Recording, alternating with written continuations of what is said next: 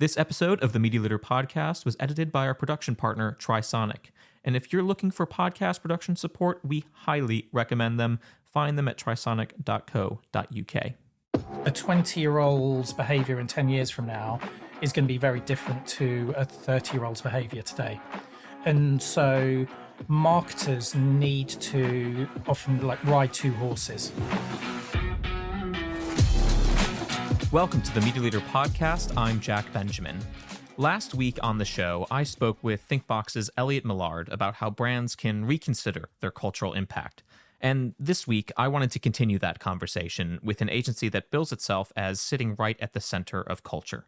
Hamid Habib is the managing director of Arena Media within Havas Village. Hamid and Arena Media pride themselves on working on inventive campaigns that embed brands within culture and communities. I wanted to ask him about what it means to work for a cultural media agency, how he has moved his clients away from channel planning and toward ecosystem design, and the overarching cultural changes he thinks every brand should be aware of. We also talked about why brands are underinvesting in gaming and how AI is changing the role agencies play for their clients. This is our conversation. I hope you enjoy. Hamid Habib, welcome to the show. Thank you very much. Happy to be here. You've been working in media agencies in various leadership roles for more than 2 decades. I'm curious, what attracted you to the industry in the first place?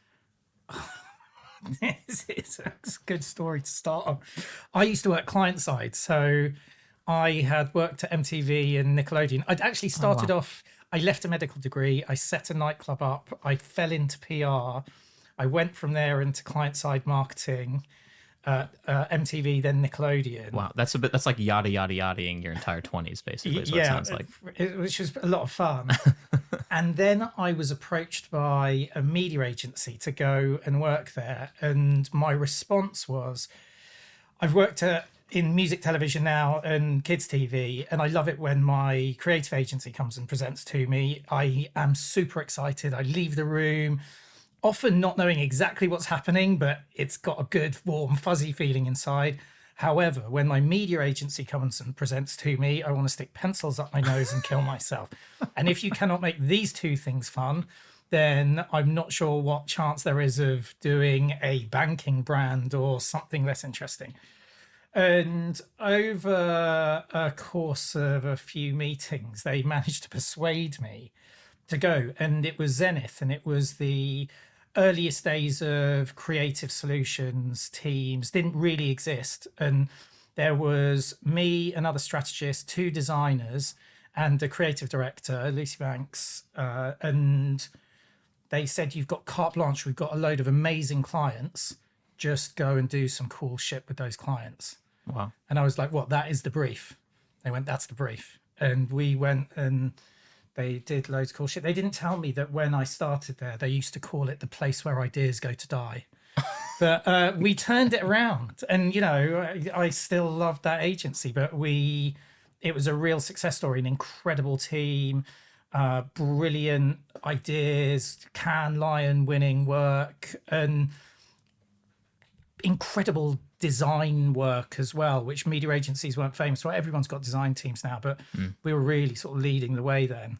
And I thought, I'll do this for a year or 2, and then I'm going to go back client side. And here we are 21 years later. Yes. And that is because there is so much opportunity. And this is what I say to any of the youngsters who join the industry. You know, you've come here to do a job, but anything that you find interesting, you can do in a media agency. There's rarely a thing that doesn't exist, whether it is creating content or, you know, being the best data-led strategist or, you know, being an incredible planner. It's all there. And I go, find the thing that you have a passion for and find a way of migrating yourself into that. I've been very lucky along my journey that I've had some great sponsors who, you know, I can be deeply annoying, but they have recognized some modicum of talent and they've helped me move around different parts of it. And every day is a new adventure. And I don't think there's an industry that can offer you that. It's hard sometimes and it's brutal out there at the moment, but it's still super, super exciting. We'll talk about the future of agencies for a little bit, and also youngsters in the agencies as well. You've been working as MD of Arena Media UK for 5 years, but it's only recently been rebranded to Arena Media. I think I was more familiar with it as Havas Entertainment. You may have as well. It's rebranded earlier this year in February. Was that true? Last year, about a year Last ago. year. Okay. So we went out with the line saying we're an agency with 0 clients, just because we wanted to lob that little grenade into LinkedIn, and it's not because we lost our minds, but we genuinely believe that the old client agency relationship is just, it's not fit for purpose anymore. You can't just be an appendage that is discarded when they want the new flavor of agency.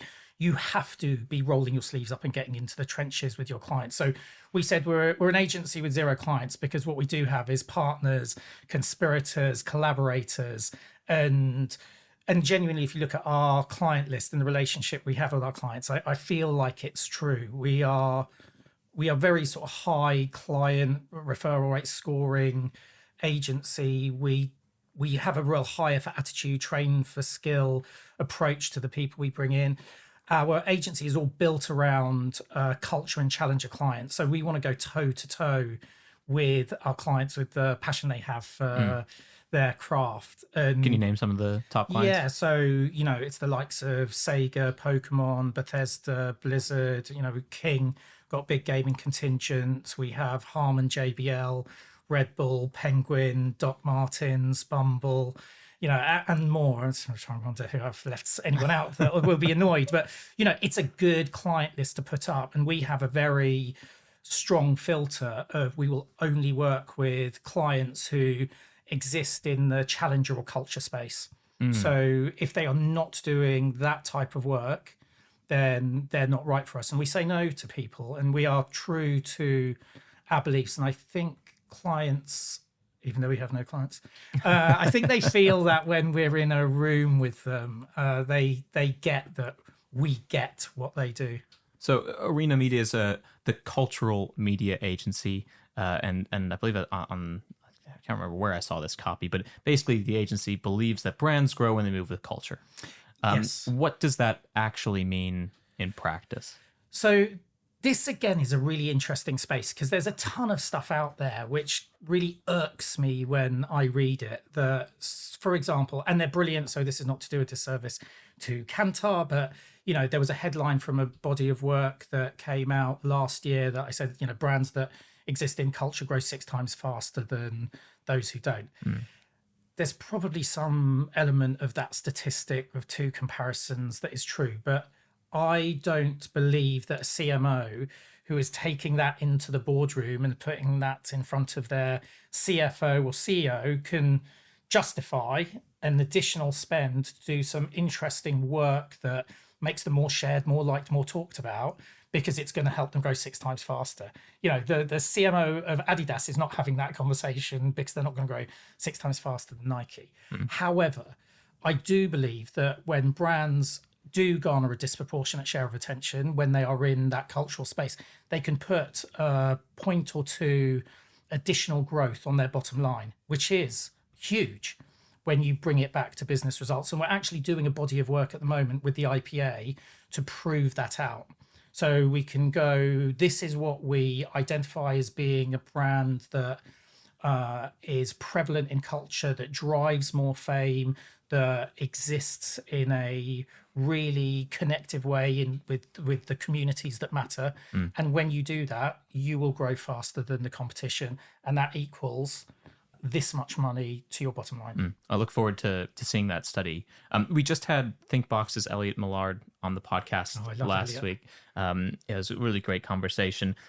He basically made the case that marketers might have too narrow a view of how they might define culture. So I'm curious how you define it, because the sense from, this is from a study that was conducted on behalf of Thinkbox by everyday people, that marketers might be over-focusing on social currency culture as something that's constantly changing, that is maybe a little bit more youth-focused, and less about the importance of culture as a continuity effect and how culture sort of sustains norms and strengthens communal bonds. I'm curious how then you view culture on behalf of your clients and what it means to really be sitting within culture and getting attention. Well, I'd never disagree with Elliott. Okay. He's one of the cleverest people I know. But actually, I agree with Elliott. I think there's a couple of bits to this. I think culture can be quite hard to define because it means different things to different people. I would go, does that brand have a deeper connection with the audiences that matter for that brand? And does that then translate into a business result? And there are a million different ways that you can bring that to life. And I think, I go back to the Binet and Field work where they talked about fame and they went brands that deliver fame, deliver disproportionate growth. But I always found it really hard to articulate what does fame actually mean. And that's part of what we're trying to do with this IPA work. So community, I think, is really important. And again, I spoke about Adidas a minute ago. You look at where Adidas is now, and they are in brood health and growing. And you look at where Nike is, and they are in decline. Still huge, and I'm sure will recover.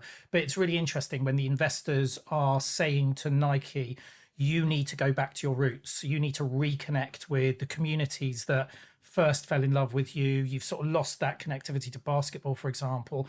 And how do you bring that back and then use that as a springboard to elevate into growth again? Whereas Adidas, conversely, I think is doing a brilliant job connecting with the communities that are important to those types of brands. Is that I hate to use the brand and performance dichotomy, but a lot of what I've heard about Nike versus Adidas is how Americans pronounce it. Nike may be overinvested in performance advertising and maybe underinvested in brand advertising relative to a brand like Adidas. Is when you talk about fame and making sure brands are showing up in communities, is it more of a brand advertising issue? We talk about ecosystems, and I think when you talk about brand and performance, so you oversimplify the world and you start going, what are the lines in the media plan that do performance for me? Am I delivering against those? What are the lines in the media plan that do a brand job for me? Am I delivering against those? And actually, it's not that simple.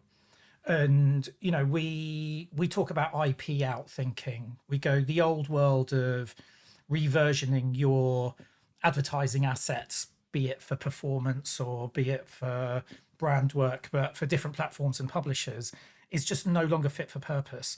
What you need to do is, understand what the IP is at the heart of the campaign or at the heart of that brand, and how do you tell that story across different parts of the ecosystem, across different platforms and publishers. So it's not about matching luggage, it's about matching narrative. And that will take you into very different spaces in different ways, but it all comes back to a singular thought.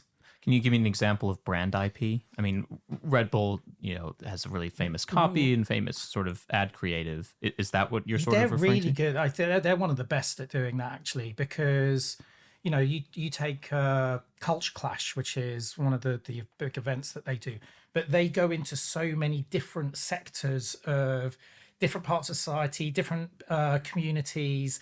They pull it all together with beautiful advertising that goes around it, but there are a multitude of touch points. And I think we have a tendency in this industry to go, we understand that there's an end-to-end consumer journey, and we can see that there are a bunch of digital touch points at that end that are easy to measure. And some of them that are very close to the last click are the easiest of all of them to measure. So I'm going to over prioritize those. I'm going to put KPIs against those. And then I'm going to say the business has been successful or unsuccessful based on everything that's happening at that end. And it's very easy to communicate that to CFOs. Very easy to communicate that to CFOs. However, there's all of these other touch points. So seeing somebody with my headphones on or holding my can or wearing my clothes at a festival, a shop window or something like that, which they're dark signals.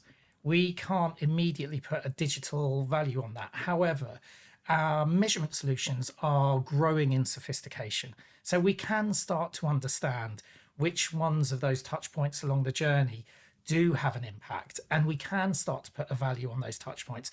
And then when you can do that, then you can start to go, this is where I need to be operating. This is where those touch points are winning or where they're failing. There's no point spending a load of advertising media down here if you're breaking your promise on another part of the experience. And so we're moving more into that sort of world and just expanding our thinking beyond the day-to-day. It's a really interesting space, but that means you've got to think in ecosystems rather than thinking like linear line-by-line plans. So less channel planning, more ecosystem design. Yeah. In practice, though, how does that affect the way you plan media? That's a very good question, because you do end up presenting a plan that is on a spreadsheet. It's more in the building of the work that we're going to do, and it's more in the bringing together of the various agencies and internal teams that a client has. So because of the nature of our agency, we play really, really well with internal teams and other agencies. We have to move at such pace because our clients move at a ridiculous pace. So we're not land grabby. And I think media agencies have really done themselves a disservice in the past because we can do pretty much everything. It doesn't mean we do everything well, but there's very little out in the world of media we can't do. And so when we see an opportunity, we're like, oh, we should do that bit, we should do that bit. And then it annoys clients and it annoys the other agencies. We don't do any of that. What we do have is the data at the heart of it, and more trying to prove out the value of PR or prove out the value of other touch points on the journey. And then when we bring everybody together, we can level the playing field so everybody can have creative ideas in their space and other people's space, because we're all in a 100-meter sprint and we're heading towards the same end goal together. And then when we've sort of agreed on the campaign architecture, we all get back in our lanes. So if you can make that work, then it's easier to build an ecosystem, because one agency can't do that on their own. And then it's in the narrative to the client. And then we will end up with a spreadsheet, but the journey to that has got far more components to it.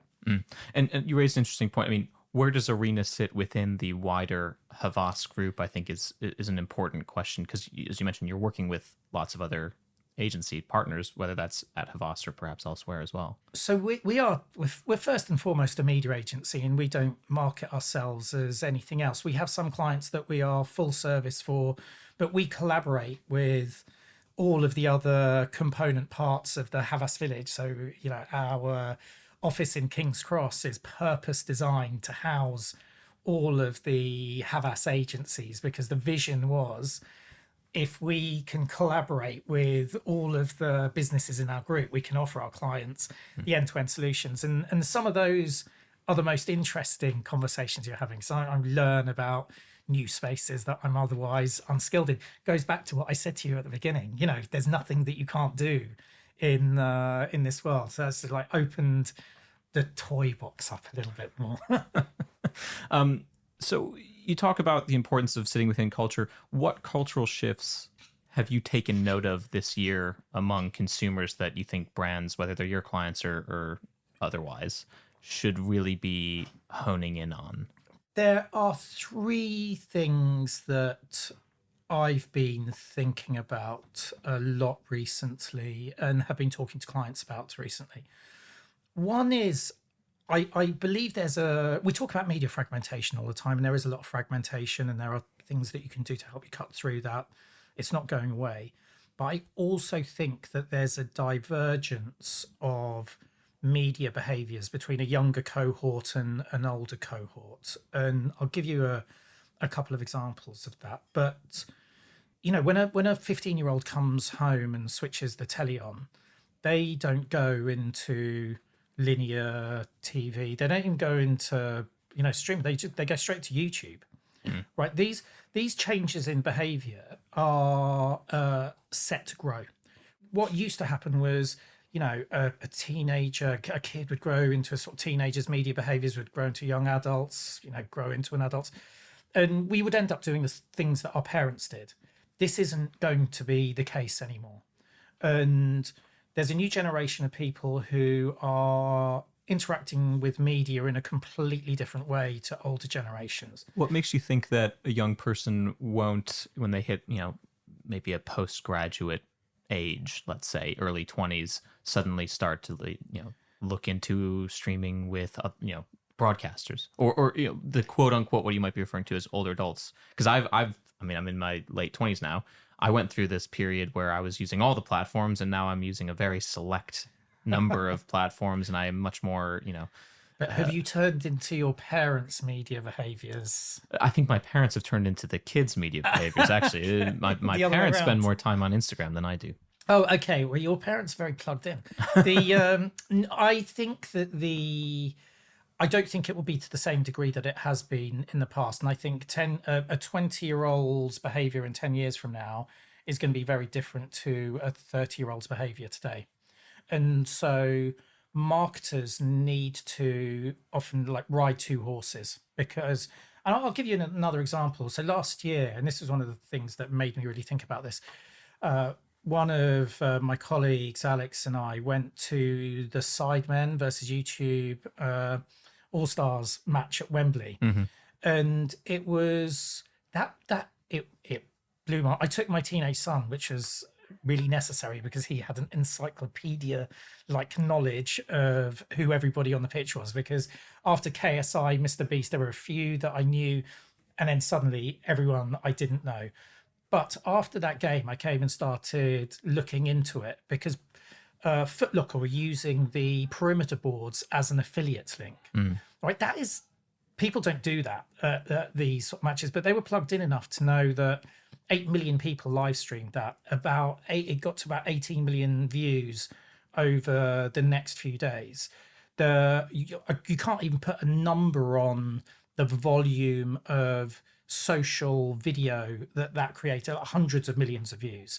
But how are those views being counted is always a question. Do you trust that 18 probably million views is actually 18 million separate people that watch that? I mean, there's probably loads of bots there, but you compare it to something like Soccer Aid, which ran shortly after. If I put up the list of names from Soccer Aid and you go, okay, yeah, Robbie Williams, Usain Bolt, Anton Deck, Paddy McGuinness, you would know every single person on that list. Right.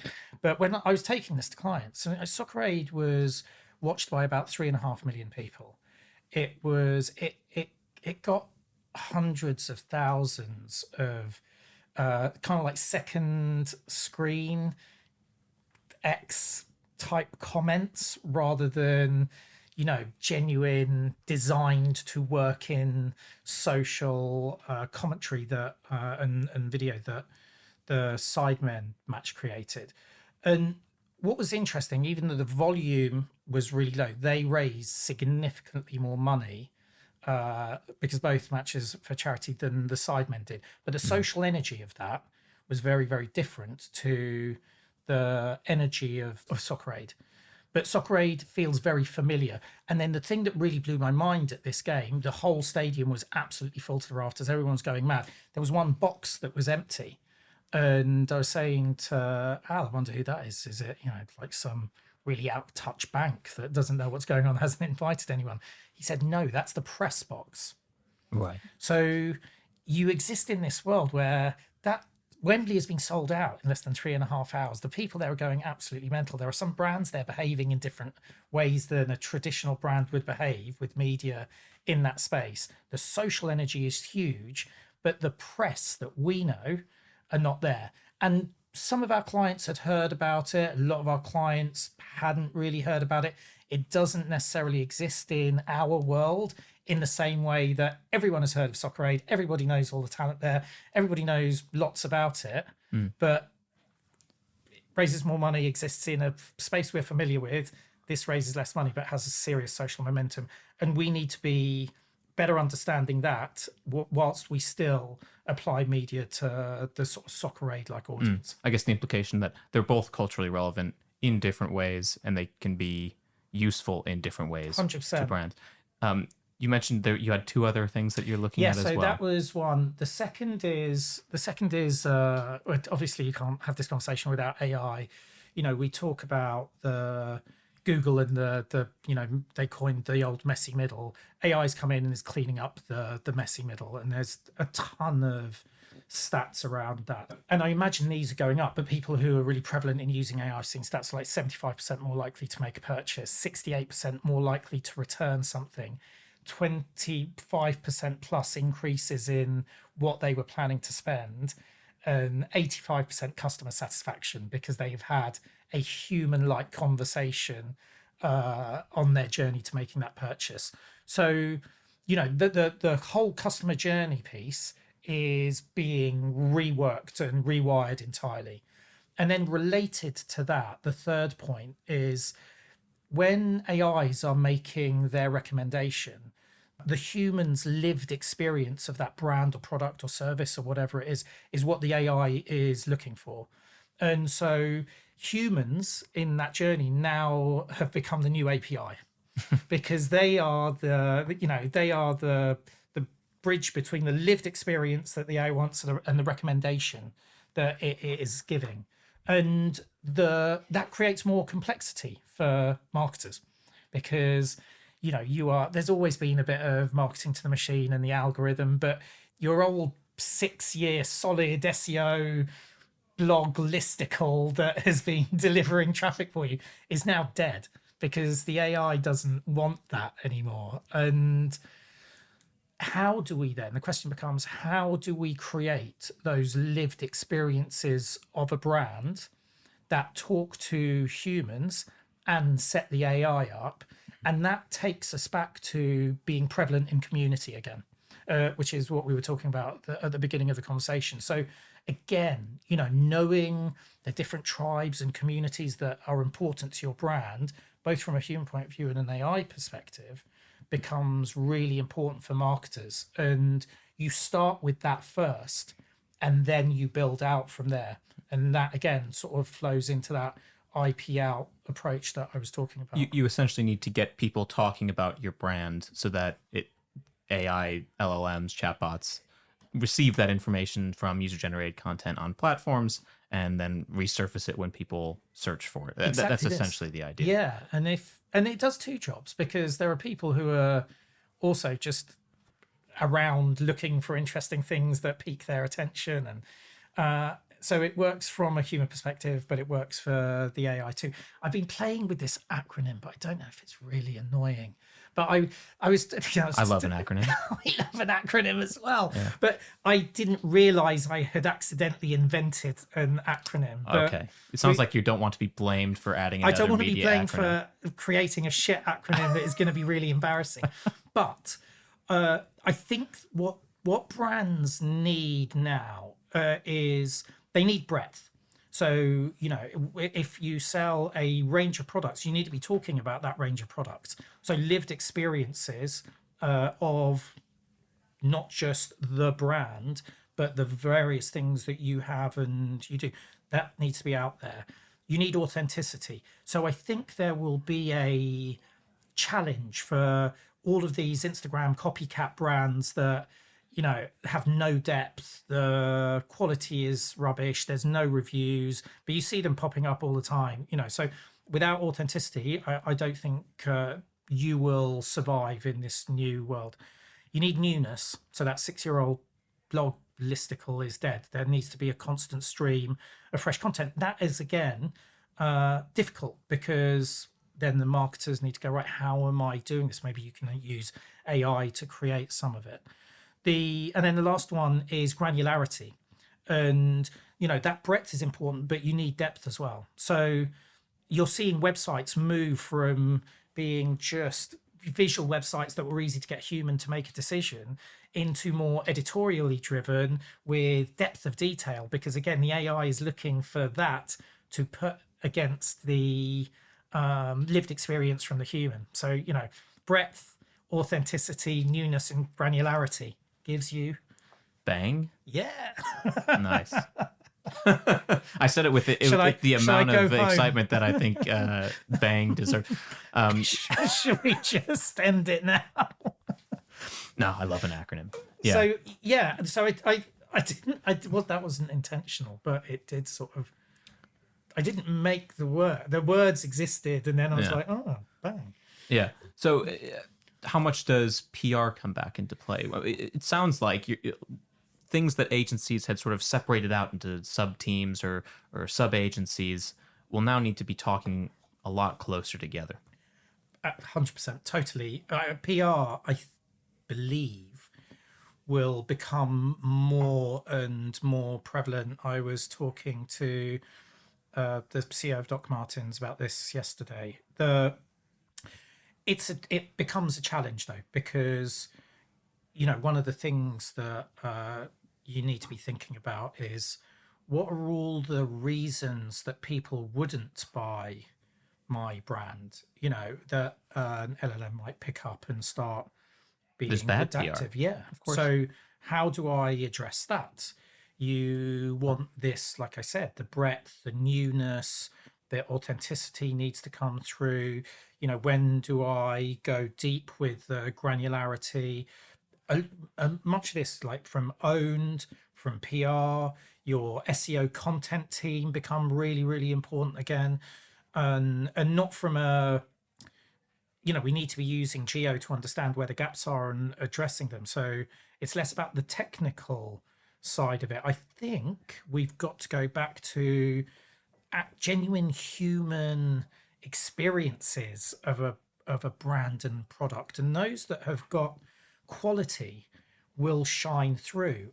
You kind of go back to the guy in the village who made the best saddles. It became the one, because I don't think you can hide now behind great marketing or huge volumes of spend if the core product or service you have doesn't live up to the expectations that people are looking for. Yeah, because people will be shit talking your product on Reddit, and that will then get picked up by an LLM. So yes, of course, you need to have a quality product, and then within that, good media investment in the right ways. From a media investment perspective, what's today's zig when everyone's zagging? Do you feel there are places that are underinvested within this sort of future-facing model? Well, Reddit for sure. Okay. Again, some of the stats that we're seeing, they're providing up to a third of where the recommendations are coming from. So if you do not have a strong strategy of how you are working with that platform, you need to get one immediately. I think there are other spaces. I've got a little exercise for you. I think there are other spaces that are massively underutilized, and we've spoken about this before, but gaming for me is an area bigger than film and music put together. But I think marketers and agency people and media owners, you're informed by your lived experience of the media world that you exist in.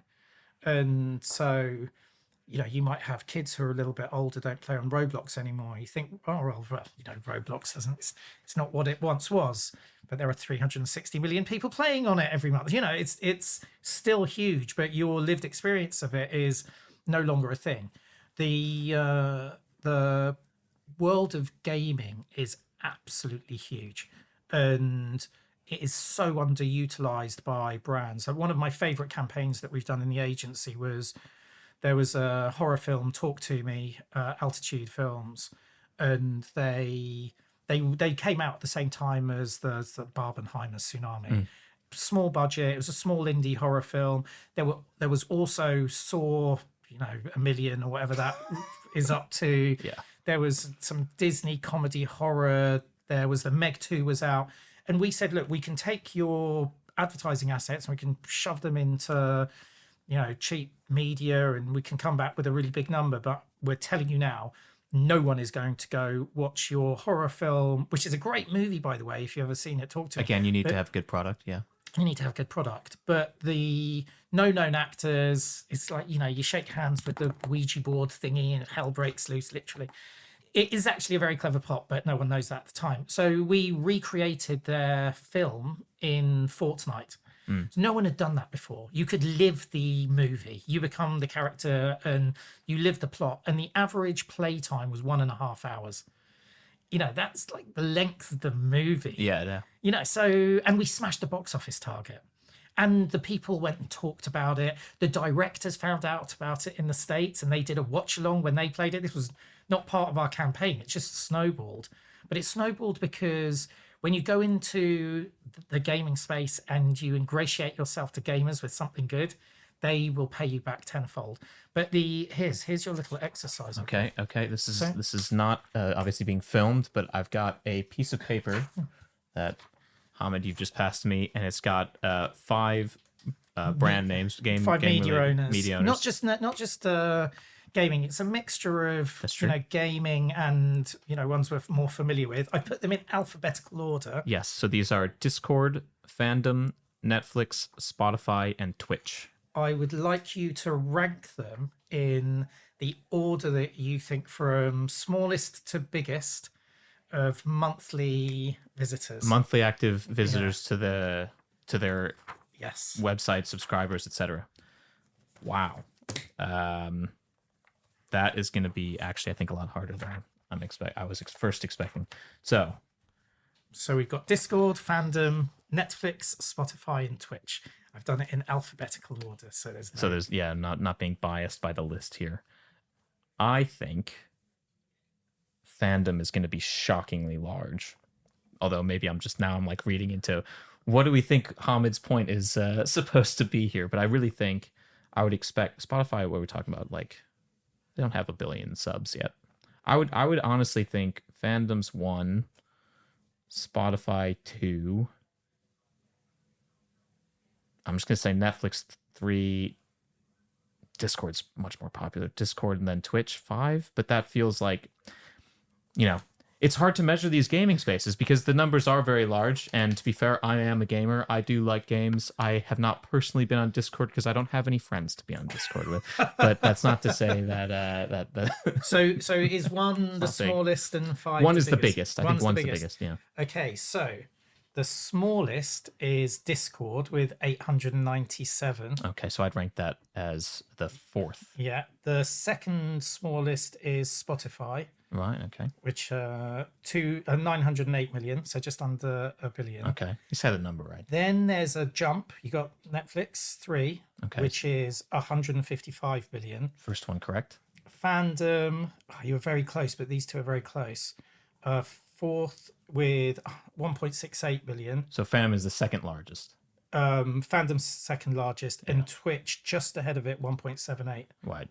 So I've done mine the other way, but but those numbers, if I went to my clients and said, do you think that Discord and Spotify have similar monthly users as each other, they would never think. I mean, you're plugged into the media matrix more than most people. So so Spotify, it surprised me. Spotify and Discord close together. Part of the issue is that Spotify has really made deep inroads with advertisers. Yep. They have embraced that part of their business model, whereas I feel like perhaps Discord isn't speaking to the advertising community in the same way. Is it the media owner's responsibility to say, look, we have massive scale, here's what we can do for you? Or is it that brands are they're not even aware of the scale, and even if they were, they would feel uneasy about it? I think that people or they think gaming is a thing for gamers, and they don't go, that's a space where brands can go and speak to people, because sounds obvious, but gamers don't just live as a gamer. They are people as well. They are people as well. Gamers are people too. We should treat them as such. Right. But they're bucketed into let's just build a wall around that, and they exist in that gamery space, and only gamery things happen in that space. Whereas you go, well, film watchers are also people, and we don't mind advertising around films. Why don't we go into the gaming ecosystem where we can do so much more, like interactive, richer, deeper, build stronger relationships in those communities, and become really culturally connected to those groups. So I think there's huge opportunities there. And again, I was surprised that Fandom and Twitch have got more monthly active users than Netflix, for example. I don't think most media practitioners or clients would have said that. And so you go, in a world where you feel absolutely 100% comfortable putting your advertising on Netflix, why do you feel less comfortable putting your advertising on Fandom or... Well, why do you think so? I mean, is it that a banner ad on Fandom isn't as attractive as a TV spot on Netflix? Is it that, okay, Twitch they're certainly growing their ad model. I spoke with Dan Clancy about a year ago at TwitchCon, and we've had more recent reporting from this year's TwitchCon. They're working on it, but also they're not necessarily. It's not quite the same sell. But you can do richer partnerships with them. It doesn't just have to be banner ads. But no, I think it's because they go, that's for gamers. Gamers aren't for. We're not a brand for gamers. You go, but that you don't go, we're a movie brand, but you advertise in movie. You don't go, we're a TV brand, you advertise in TV. It's just another space where people are interacting with the form of entertainment that they like. So how do you sell this in? Because I feel like I've been having the same conversation with anyone that is really pro gaming. And again, I'm a gamer. I love gaming. I love talking about video games. No, I've been working here for over. You could tell me. I'm banging my head against the wall. That's the question. Why hasn't this been unlocked? This space unlocked? Is it a measurement issue? Is it yes, maybe we don't want to appeal to gamers. Maybe there's a brand risk issue. Is it that a lot of gamers tend to be associated, even though this is incorrect, with younger audiences, and maybe that's not your target audience? Is that the issue? I'm confused on this. As am I. Okay. And I don't have the answers. I think it's a mixture. I think there are preconceptions, and I think there's preconceptions that gamers are locked in their dark basement dungeon and weird nerdy people who don't see the light of day, and it's more male and it's younger, and all those preconceptions are wrong. I think those preconceptions are driven by one of the things we talked about before, our personal media ecosystem informs or misinforms our judgment of what other people are doing. And so when you put those two together, you look at, I look at my clients and go, you're either a gamer, which might be a small proportion of them. You used to be a gamer, so you think that because you've stopped, it's not as prevalent as it is, or you were never a gamer, and so it is not in your world. And you go, but you'd have no problem advertising around sports, but advertising around esports, even though some of these esport events are significantly bigger than the sporting events that you would feel comfortable advertising around, that feels weird to you. And so I don't think the gaming fraternity does enough to drive sort of more of a mainstream education of the opportunities around it. But I don't know whose job that would be. Well, a lot of your clients are job to. A lot of your clients are gaming companies. Yeah. So we have loads of lots and lots of gaming companies, but lots of our clients do go into the gaming space. So JBL, Harman JBL goes into that space. Red Bull goes into that space. We try and open it up to more of our clients. When Altitude went into it, it was born more out of necessity than wanting to jump into the gaming space, but they recognized that against such big adversaries, they had to do something different. So the door was held open for us to step into that space. And I think with many of these things, like once you do, your comfort with that type of work immediately grows, but taking that first step feels... Well, equally, I know a lot of companies and brands have felt burned by taking the wrong first step into gaming, because if you go big on with a Fortnite, creating a whole game as you did for that film, that horror film, some people don't really want to play, let's say, the next, I don't know, McDonald's game that you've created for them in Fortnite, not to pick on any serious brand. But no, you're absolutely right. The gaming fraternity, when you get it right, will embrace you with open arms. When you get it wrong, will come crashing down upon you, which is why you need an agency like Arena available to hire right now. No, so genuinely, you need to work with specialists who understand that space. And I thought I was a gamer until I started working with the gamers in Origin, and they're talking about the soundtrack that was on Final Fantasy 11 or something. I'm going, okay, my finger is nowhere near the pulse. These guys really know what they're talking about. But you have to treat entering that space with the sensitivity it deserves, and that probably is one of the barriers as well, because sticking an ad in the middle of a movie, it's not like, okay, fine, you don't have to think about that. A pre-roll ad. Yeah, like on Netflix, whatever. Right. But you do need to think about what you're doing when you enter into a game space. It doesn't make it really difficult, but you just don't do it wrong. Don't do it wrong. That's a good rule to live by in general in marketing. I want to end by talking a little bit more about AI. We've talked about it a little bit previously, but within the agency model, agencies are facing significant changes in working practice. All of the agency groups are introducing all these sorts of similar AI tools and platforms. The platforms themselves are trying to automate everything so that maybe you don't even need an agency anymore for your creative or for your media. I want you to make the case for me, especially as a challenger agency within a larger group, that agencies are still relevant today and will still be in a couple of years' time, given all these changes.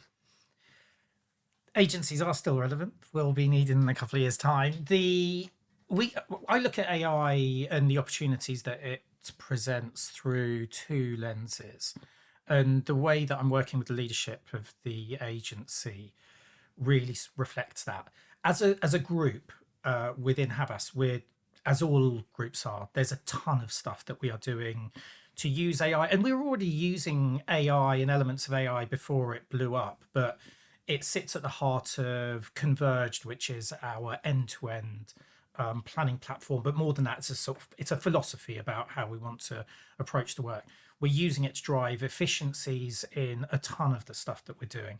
Within the agency, with my leadership team, though, I'm going, where are the other spaces that the business isn't sort of driving us forward? The gaps that we can fill that can help us do better work or unlock richer insight or get to better ideas or present work in more compelling ways. So in the very early days, we said we're going to flow this down from our leadership team to the younger cohorts in the agency, rather than it be a new training program that we put in front of everyone, push up. So I love this stuff as well. So I've really disappeared down the rabbit hole. And I went from using simple AIs to building things on Replit, early into Claude. And every week I was setting the leadership team homework. This makes it sound like I know what I was doing. Also just finding my own way and experimenting, but every week setting them homework, and every week we would get together and we were all building agents and we were trying out different platforms and, how have you done yours, and the structures that we were using, the output that we wanted. Now I think you just go into Claude and go, I want to build this sort of agent, and it can create it for you. I can go put the code into Replit. It's easy. But back then we were doing a little bit more of the heavy lifting, but it made us all feel really comfortable with it. And then we've built, as an example, just one of the things, we've built a team of global insight agents that have slightly different flavors, from fashion to gaming to really like community driven. And we use them when we are doing work, and they give us real richness of insight. We have tools that we've built that allow us to better understand how our clients' businesses are doing. So if we're going and having a quite high level conversation, we drop the company report in there, or we just go have a conversation with the agent. And they're interactive, so it's more than their sort of workflow process, more than just agents. We have a Tuesday session that we do with the agency where we just show off, like in the middle of the floor, here's some cool stuff that we've done. Our most recent pitch, we didn't use any designers for the mock-ups. We did them all ourselves. Right. Like, that is like unheard of.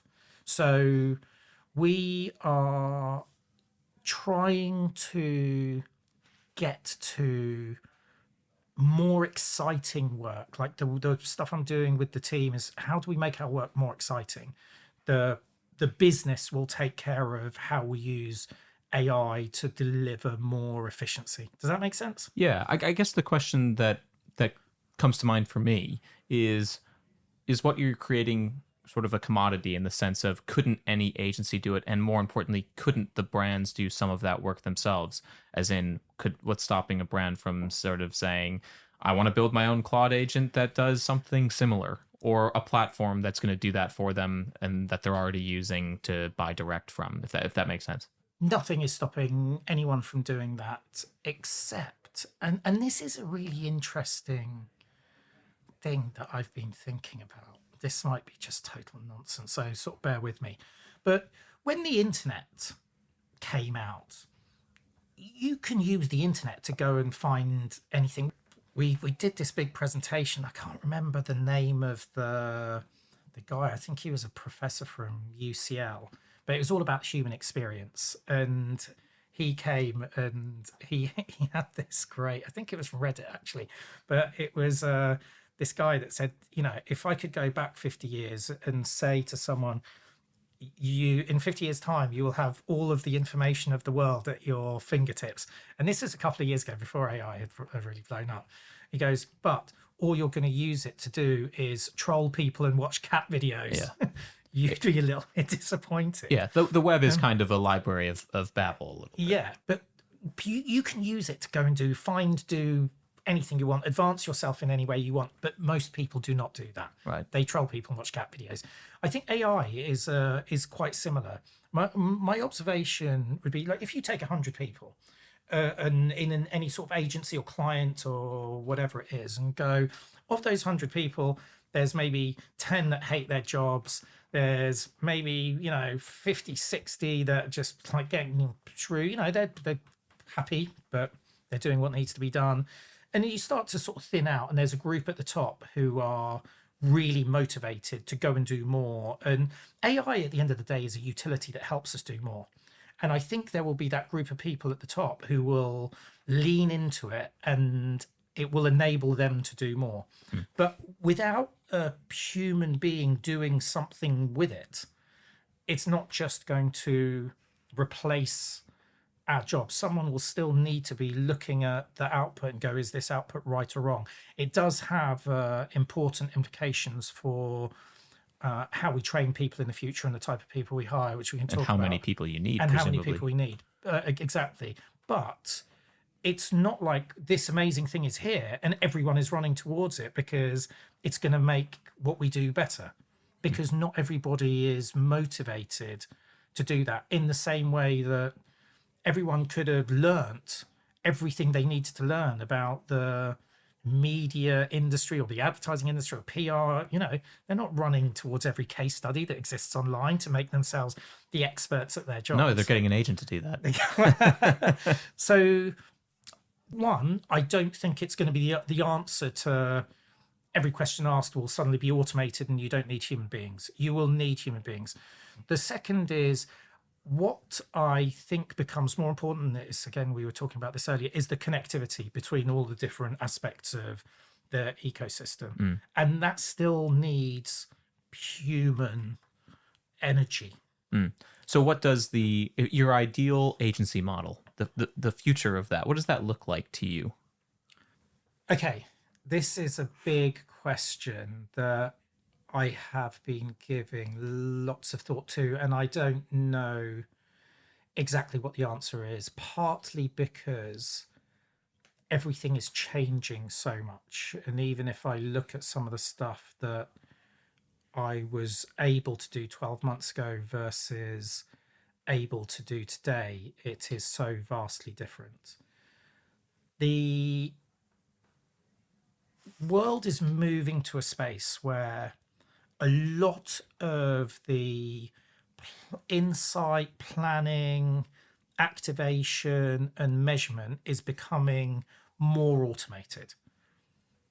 That doesn't mean that the automated answer is necessarily the best answer. And it doesn't mean that there's creativity injected into that answer, because in a world that's automated, we're often going back to what are those digital touch points that we can measure against, and we start pushing down towards the last click, and we are moving away from the creativity that makes a brand, product, service, whatever There's it is. a reversion to the mean. Everything starts to look similar. Exactly. But that is, that convergence is happening more and more. So then you start to think, in that world, what kind of person do you need? So the person who's looking at that, you probably don't need as many handovers between the insight person to a planner, to a strategist, to a buyer, to a measurement person. But you need people who are, they talk about T-shaped people or W-shaped people more and more, who can span across this breadth, who think more like an analyst, because the start point is the audience and where the growth is going to come from. However, if you just oversimplify that, you miss out all of the wonderful element of our industry that comes from creativity and ideas and serendipity and pushing against the obvious and finding that really fractional, tiny little insight unlock that is like, oh, that's a bit weird. Actually, that could be quite good fun. And wow, that blows up to a brilliant campaign that nobody expected that has really caught the imagination. So how do you bring this kind of convergence of technology together, which requires less handoffs, but you do it in a world where you don't lose the creativity and imagination and energy that makes this industry the best that it can be and really exciting? That is still a work in progress, but the convergence is happening. We're really sort of doubling down on making sure we're always adding that creative culture connectivity across the top of it. I also think that the type of people that we then hire need to be slightly different. And I wonder whether you need to hire people who come in with a bit more experience, because the learning from a entry level point needs to be different. And in that world, we need to rethink the training that we do when people are starting out. And how do we, because it's easier when you have experience. If something is automating everything for you, your experience will guide you into whether that's right or not. If you haven't got that lived experience yet, what is your role then in assessing whether a converged end-to-end sort of solution is delivering the right sort of thinking? I don't know what the answer to that is. Well, especially because most of the jobs that are being replaced or can be replaced are more entry level. So the people that are coming in, maybe they need more experience, but they only get that experience by getting hired in an entry level role. So we started, who do you hire? We started a couple of years ago working with a university where we do a bit of mentoring and we bring them in to do work experience. And, we hired our first one last year. We'll hire a couple more this year. But we also started a conversation with them about, can we go and do a module as part of your course? Because I don't believe that the old style media courses will be fit for purpose anymore. Ideally, I'd like to create, this is quite ambitious, but we'll go from a course, but I'd like to go from there to what does the degree of the future that sets you up for our industry look like? And then you start going, all right, we need to go back to that point of education. So we're setting up the right people who are going to be thinking and learning in the appropriate way. So when they step into an agency, they've got the right mindset, they're armed with the right capabilities, because I think the entry-level person in 5 years' time is going to be different to the entry-level person today. Well, prayers up for the entry-level people of today, I suppose. Hamid, I think we'll have to leave it there, but we could talk for hours. What an absolute pleasure. Thanks so much for chatting today. Really enjoyed it. Thank you very much. Thank you for listening to the Media Leader Podcast. Our executive producer is me, Jack Benjamin. Special thanks to our production partner, Trisonic. You can find all our episodes on the podcast platform of your choice or on our website at uk.themedialeader.com. But do please remember to subscribe to be notified of our next episode. You can also subscribe to our newsletter at The Media Leader to receive daily coverage of all the biggest news stories in media and advertising. From all of us at The Media Leader, I'm Jack Benjamin. See you next time.